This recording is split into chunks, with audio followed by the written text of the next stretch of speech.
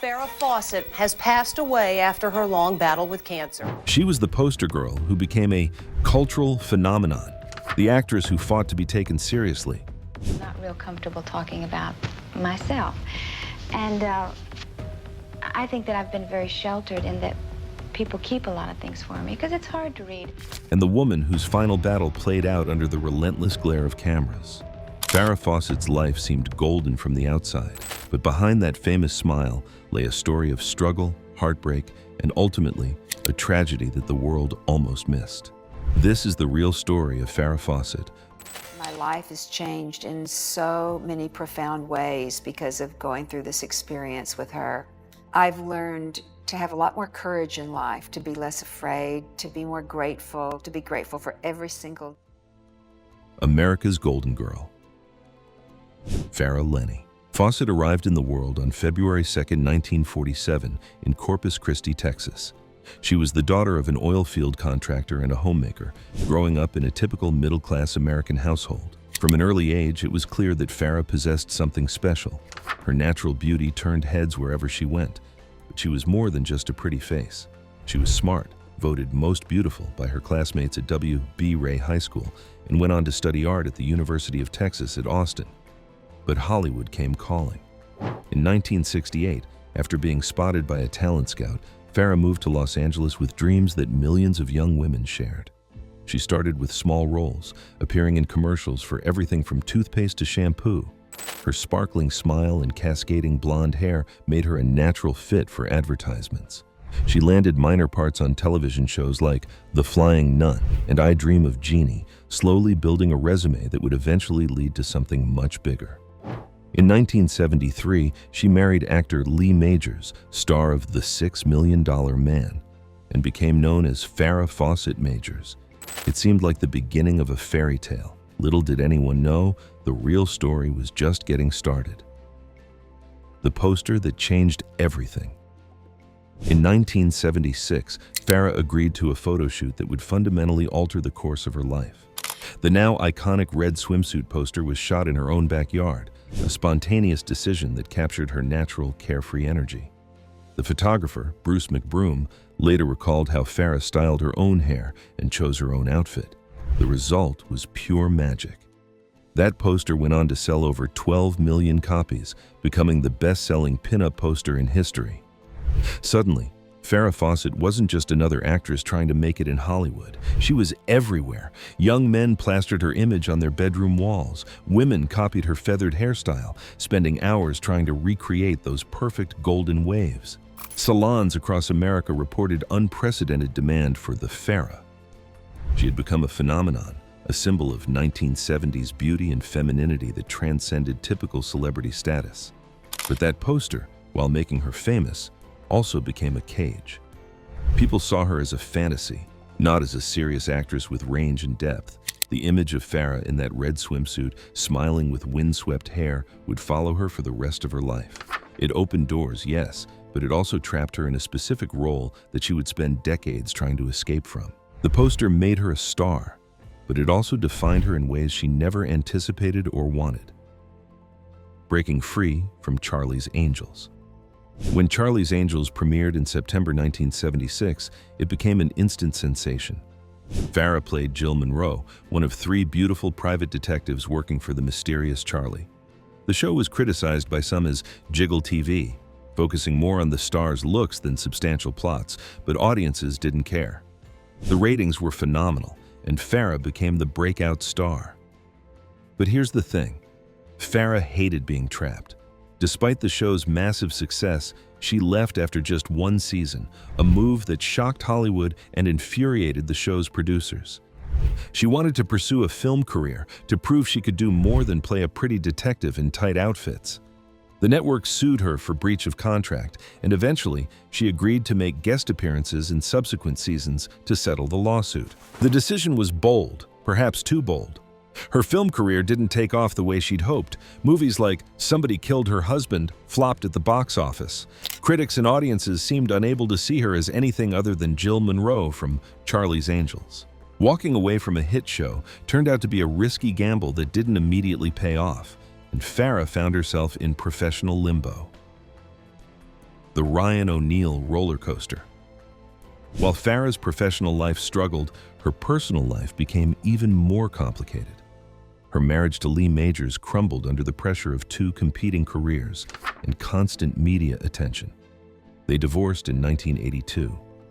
But by then, Farrah had already begun a relationship with actor Ryan O'Neal, a romance that would define the rest of her life in both beautiful and devastating ways. Ryan O'Neal was charming, handsome, and deeply troubled. Their relationship was passionate and turbulent from the start. They were on and off for decades, breaking up and reuniting repeatedly. Friends described their connection as intense but toxic, filled with jealousy and arguments. Ryan had a reputation for being difficult and volatile, and his relationship with Farrah reflected that instability. In 1985, Farrah gave birth to their son, Redmond James Fawcett O'Neal. She was overjoyed to become a mother, hoping that a child might bring stability to their chaotic relationship. For a while, it seemed to work. They played at being a family, attending events together, and appearing in tabloids as Hollywood's golden couple. But the cracks were always there, just beneath the surface. The relationship was marked by infidelity on both sides. Ryan admitted to cheating, and Farrah had her own affairs, most notably with actor James Orr. They never married, despite being together for so long. Some speculated that Farrah knew marriage would make the situation permanent, and part of her always kept one foot out the door. Still, she never fully left Ryan, and he never fully left her. It was a complicated dance that lasted until her final breath. Fighting for serious recognition. Determined to shed her Charlie's Angels image, Farrah made a decision that surprised everyone. She turned to serious dramatic roles, seeking out projects that would challenge her and prove her acting abilities. In 1984, she took on the role of a battered wife in the television movie The Burning Bed. The performance was raw, powerful, and utterly convincing. Critics who had dismissed her as just another pretty face were forced to reconsider. Farrah earned an Emmy nomination for the role, and the movie became one of the highest-rated television films of the decade. It sparked national conversations about domestic violence and women's rights. Finally, Farrah was being recognized for her talent, not just her looks. She followed this success with other challenging roles. In 1986, she appeared in the play Extremities, both on stage and in the film adaptation, playing a woman who turns the tables on her attempted rapist. Again, critics praised her performance. She continued to seek out complex, difficult characters, appearing in projects like Small Sacrifices and The Apostle. Each role demonstrated that she had depth and range, that she was willing to take risks and push herself as an actress. But despite these successes, she never fully escaped the shadow of that red swimsuit and those Charlie's Angels years. The Playboy controversy. In 1995, at age 48, Farrah made another surprising decision. She posed nude for Playboy magazine. For someone who had spent years fighting to be taken seriously as an actress, the move seemed contradictory. Why would she do it? Farrah explained that it was about taking control of her own image, about presenting herself on her own terms rather than being defined by that decades-old poster. The issue sold out almost immediately, becoming one of Playboy's best-selling editions. 2 years later, at age 50, she did it again, once more breaking sales records. She appeared to enjoy defying expectations, proving that she could still command attention and make her own choices about how to present herself to the world. However, the decision was polarizing. Some saw it as empowering, a woman owning her sexuality and image at an age when Hollywood typically discards actresses. Others viewed it as a step backward, undermining the serious work she'd done to establish credibility as a dramatic actress. The controversy highlighted the impossible double bind that women in Hollywood often face, constantly judged no matter what choices they make. A son's descent into darkness. While Farrah battled for professional respect, a more personal tragedy was unfolding. Her son, Redmond, began showing signs of serious trouble in his teenage years. Growing up as the child of two famous, troubled actors couldn't have been easy, and Redmond seemed to inherit the worst traits from both parents. He started using drugs young, and by his late teens, he was deep into addiction. Heroin became his drug of choice, and despite multiple stints in rehab and his parents' desperate attempts to help, he couldn't stay clean. Redmond was arrested repeatedly for drug possession and related crimes. Each arrest made headlines, adding to Farrah's private anguish.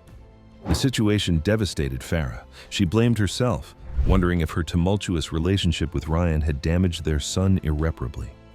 She tried everything, paying for the best treatment facilities, begging him to get clean, threatening him, pleading with him. Nothing worked. Redmond would get sober for brief periods, only to relapse again and again. Ryan O'Neal, despite his own issues, also struggled to help his son, but the pattern continued, an endless cycle of hope and disappointment. Friends reported that Farrah's greatest pain wasn't her career struggles or her complicated love life. It was watching her son destroy himself. As Redmond spiraled further into addiction, Farrah felt increasingly helpless. And then, just when things seemed like they couldn't get worse, they did. The diagnosis that shattered everything. In September 2006, Farrah received news that changed everything. She was diagnosed with anal cancer, a relatively rare and aggressive form of the disease. The diagnosis was devastating, but Farrah initially kept it private, telling only close friends and family. She immediately began treatment, undergoing chemotherapy and radiation. For a while, the news seemed positive. In February 2007, Farrah announced that she was cancer-free. She had beaten it, or so it appeared. She felt hopeful, ready to move forward with her life. But the reprieve was heartbreakingly brief.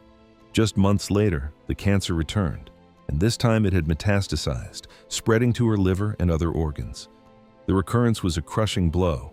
Farrah knew this meant her prognosis was much worse. Stage 4, cancer is rarely curable, and doctors could offer her limited options. She faced a choice that millions of cancer patients confront: continue with conventional treatments that might buy some time but offered little hope of cure, or look for alternatives, no matter how unconventional or unlikely. Farrah chose to fight with everything she had. She wasn't ready to give up, wasn't ready to accept that this would be the end of her story. Her determination was admirable, but it also set her on a path that would be painful, expensive, and ultimately, tragically unsuccessful. Battling cancer in the public eye. Unlike many celebrities who retreat from public view when facing serious illness, Farrah made a different choice. She decided to document her cancer battle, creating a raw, unfiltered documentary titled Farrah's Story.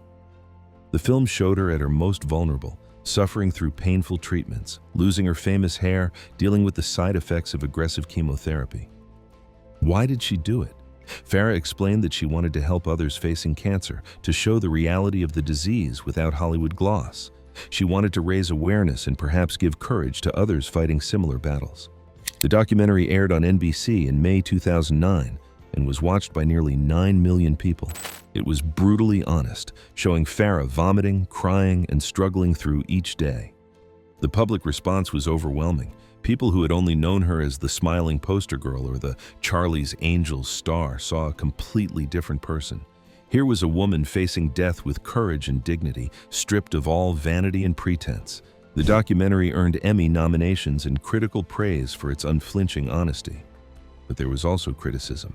Some felt she was exploiting her own suffering, that the cameras were an intrusion during what should have been a private time. Ryan O'Neal appeared frequently in the documentary, presenting himself as her devoted caretaker, though some questioned his motives. Despite the controversy, Farrah's story remains a powerful document of one woman's fight against a disease that millions face. It was her final gift to her fans, a last attempt to be seen as she truly was. The German treatment gamble. Desperate for any chance at survival, Farrah traveled to Germany for experimental treatments not approved in the United States. These alternative therapies, offered by clinics that cater to wealthy patients seeking options beyond conventional medicine, included specialized chemotherapy, immunotherapy, and other procedures that promised hope where American doctors offered little. The trips were grueling. Farrah was weak, in pain, and the travel itself was exhausting. She spent months in Germany, away from home, undergoing procedures that were physically and emotionally draining. The treatments were also extraordinarily expensive, costing hundreds of thousands of dollars. Ryan O'Neal accompanied her, and the documentary captured some of these difficult moments, showing Farrah's desperation and her unwavering determination to survive. Did the treatments help? It's difficult to say. Farrah seemed to have brief periods where her condition stabilized, moments that gave her hope, but ultimately the cancer continued to progress. The German treatments couldn't stop what was already well advanced. Some medical experts later questioned whether these alternative therapies actually extended her life or simply gave false hope while extracting enormous sums of money. But who can judge someone in Farrah's position? When facing death, most people would grasp at any possibility, no matter how slim. She wasn't ready to die, wasn't ready to leave her son or accept defeat. Her final days with Ryan. As Farrah's condition deteriorated, Ryan O'Neal remained by her side. Their stormy relationship seemed to finally find some peace in her last months. Ryan later claimed that he proposed marriage to Farrah during this time, wanting to make her his wife before she died. According to his account, she accepted, though they never actually married. Friends and family gathered around as it became clear that the end was near. Farrah was hospitalized at St. John's Health Center in Santa Monica, California. She was heavily medicated for pain, drifting in and out of consciousness. Ryan reportedly rarely left her bedside, holding her hand and talking to her during her final days. Farrah died on the morning of June 25, 2009, with Ryan O'Neal and her longtime friend Alana Stewart present. She was 62 years old. After a nearly 3-year battle, the cancer had finally won. Her last words were reportedly about her son Redmond, who was in jail at the time and unable to be with her when she died. That final separation from her child added another layer of tragedy to an already heartbreaking end. A death overshadowed. Here's the cruel twist of fate. The same day, Farrah Fawcett died, June 25, 2009.